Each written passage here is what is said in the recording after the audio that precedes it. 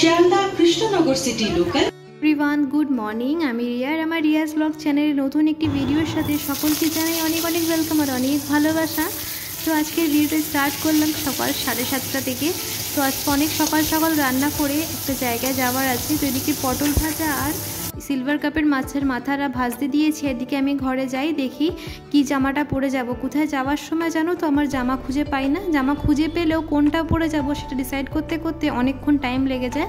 Finally এই সাদা রঙের কুর্তিটাই পরে যাচ্ছি, কেন কি বাইরে প্রচণ্ড বৃষ্টি হচ্ছে, তাও সাদাটাই পরে যাব। আর কি বলো তো, আমি যেখানেই যাই না কেন আমি চুলে না টিক্কির পরে খোপা না বেঁধে, মানে চুলকে পেঁচিয়ে ক্লিপ না দিলে আমার না সত্যি শান্তি হয় না। দেখো চুলটা খোপা করার পরেও ঘামছি, বাইরে কিন্তু বৃষ্টি হচ্ছে, আমার এতটাই গরম লাগে, তার জন্য আমি চুল একদমই ছাড়তে পারি না। বেরিয়ে পড়লাম, ওই যে বৌদি পুচুকে নিয়ে আগে আগে যাচ্ছি আমরা একটু কাঁচরাপাড়া। ওদিনকে প্রচণ্ড বৃষ্টিও হচ্ছিল, কিন্তু পুচুকে নিয়ে যেতেই হতো, কেন কি পুচু মার কাছে থাকবে না বলে বৌদিকে নিয়ে যেতে হয়েছে, না ওকে নিতাম না। কাঁচরাপাড়ায় যাচ্ছি অ্যাকচুয়ালি একটু বৌদির আধার কার্ডের মানে অ্যাড্রেসটা চেঞ্জ হবে, মানে বাপের বাড়ির থেকে আমাদের এখানকার অ্যাড্রেসটা হবে, হয়তো ছবি তুলবে আর হয়তো আঙুলের ছাপ টাপ নেবে। দাঁড়ানোর পরে ওই যে রানাঘাট লোকাল চলে এসেছে। চলো এবার ট্রেনে উঠে নিই পুচুকে নিয়ে, তারপরে তোমাদের সাথে আবার কথা বলছি।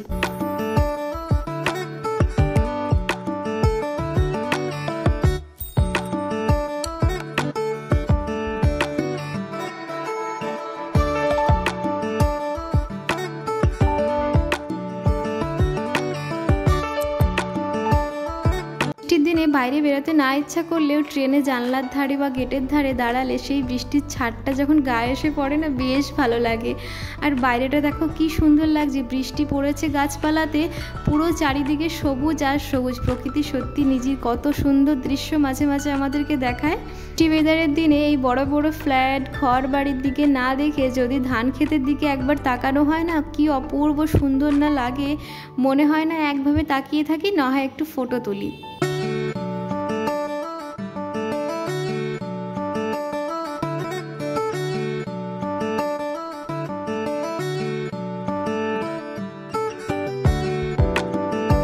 বাদে আবার সেই কাঁচরাপাড়ায় আসা হলো। পুজোর সময় এসেছিলাম, তারপরে ডিসেম্বর নভেম্বর মাসে আবার এসেছিলাম, আজকে আবার অনেক দিন বাদে।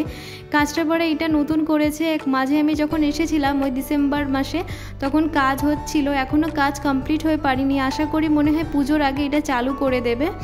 খুব ভালো করছে না, পুজোর সময় কাঁচরাপাড়ায় যা ভিড় হয়, ধাক্কাধাক্কি লেগে যায়, 2-3 দিক দিয়ে রাস্তা হলে একটু সুবিধা হবে।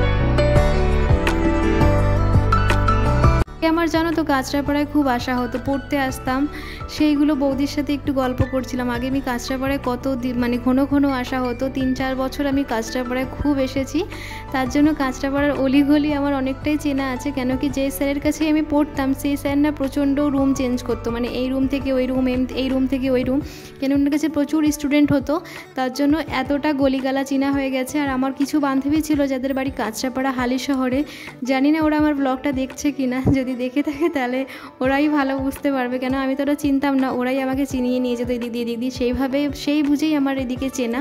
তার জন্য মনে পড়ে যাচ্ছে যে সত্যি আগের দিনগুলো কি ভালো ছিল। পড়তে আসতাম সকালবেলায় বিকালবেলায়, সব বান্ধবীরা ছিল একসাথে, এই রাস্তা দিয়েই আমি হেঁটে হেঁটে যেতাম। কিন্তু এখন অটোতে করে যাচ্ছি না, কতটা দূর লাগছে, কিন্তু তখন যখন আসতাম হেঁটে হেঁটে পড়তে আসতাম, হেঁটে হেঁটে পড়তে যেতাম, তখন অতটা দূর লাগতো না, মনে হতো এই তো কাছে চলে এসেছি। আমি এসেছিলাম পাঞ্জাব ন্যাশনাল ব্যাংকে, কেন কি ব্যাংকেই তো এখন আধার কার্ডের ছবি তোলা, হাতে ফিঙ্গারপ্রিন্ট, সমস্ত কিছু এখানেই হয়।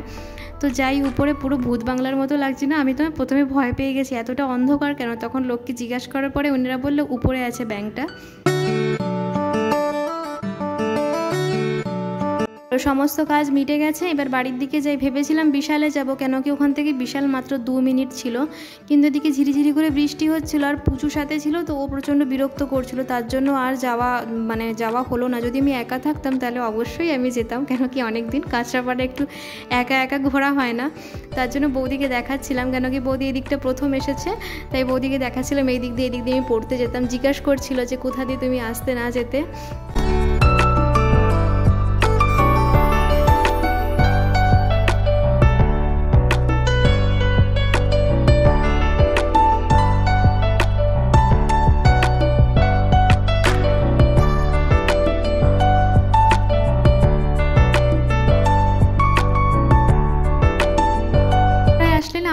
অনেক কিছুতেই লোভ লাগে। প্রথম কথা হলো কেনাকাটি করা, এত সুন্দর সুন্দর কালেকশন দেখলে আমার সত্যি আর মন টেকে না। আর দ্বিতীয় হলো এই সাউথ ইন্ডিয়ান খাবার। এই দাদার দোকান থেকে আমি কাঁচরাপাড়ায় আসলে আমার ধোসা নিতেই হবে। এই দাদা আমাকে দেখে চিনতে পেরেছে, জিজ্ঞাসা করছিল কেমন আছো না আছো। তো এখান থেকে আমি দুটো ধোসা নিয়েছিলাম। আমার যে জানি না আমি ওখানকার ধোসা খেয়েছি, কিন্তু কাঁচরাপাড়ার এই দোকানের ধোসা আমার সত্যি ভীষণ ভালো লাগে। পড়তে আসতাম তখন আমরা মাঝে মাঝে প্রায় এখান থেকে ধোসা, ইডলি, দই বড়া, রোল, ঘুগনি প্রায় সব খাওয়া হতো। তার জন্য একটু চেনা জানা। তা ওনার সাথে কথা টথা বলার পরে আমি পেছনে চলে আসলাম। দেখো অঝরে ঘেমেই যাচ্ছি, বৃষ্টি হচ্ছে তাও আমার ঘাম কমছে না। তার জন্য আমি না চুলে সবসময় খোপা করে রাখি, যদি আমি চুলটা ছেড়ে দিই না সত্যি আমি পাগল হয়ে যাব গরমে। এইদিকে দেখো ট্রেন ঢুকে গেছে, ট্রেনটা খুব ভালো সময় পেয়েছি, না হয় সেই আমাদেরকে 1 ঘন্টা বসে থাকতে হতো। আর প্রচুর না গরমে খুব প্রচণ্ড মানে বিরক্ত করছিল।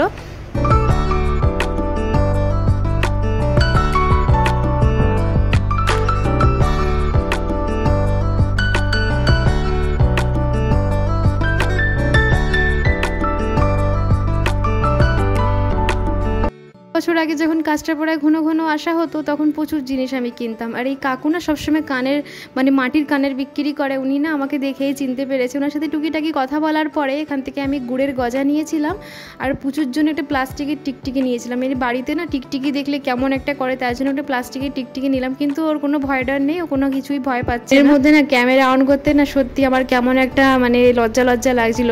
ক্যামেরাটা অন করার পরেই কেমন আশেপাশের লোকগুলো কেমন মনে হচ্ছিলো তাকাচ্ছিল। তার জন্য ক্যামেরাটা অফ করে চলে গেলাম গেটের ধারে। শিমুরালি এক্ষুনি নেমে যাব। আর দেখো কি সুন্দর না লাগছে, বৃষ্টি হয়েছে, চারিদিকে জল ভরে গেছে। আর ধান ক্ষেতটা দেখো কি অপূর্ব সুন্দর লাগছে। আমি এখানে না 2-3টে ছবি তুলেছিলাম।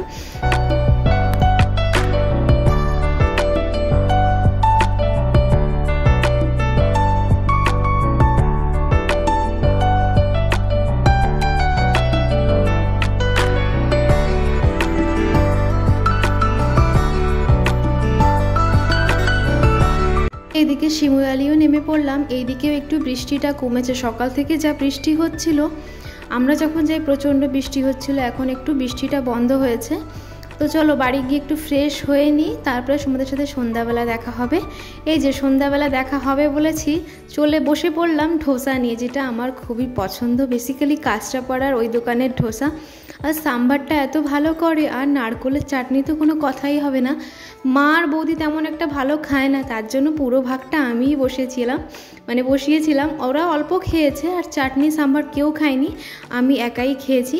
তো আজকের ব্লগটা আমি এই পর্যন্তই রাখবো। নতুন একটি ব্লগ নিয়ে আবার আসবো। তোমরা সবাই ভালো থেকো, সুস্থ থেকো, পরে দেখা হবে। আসি তাহলে, টাটা।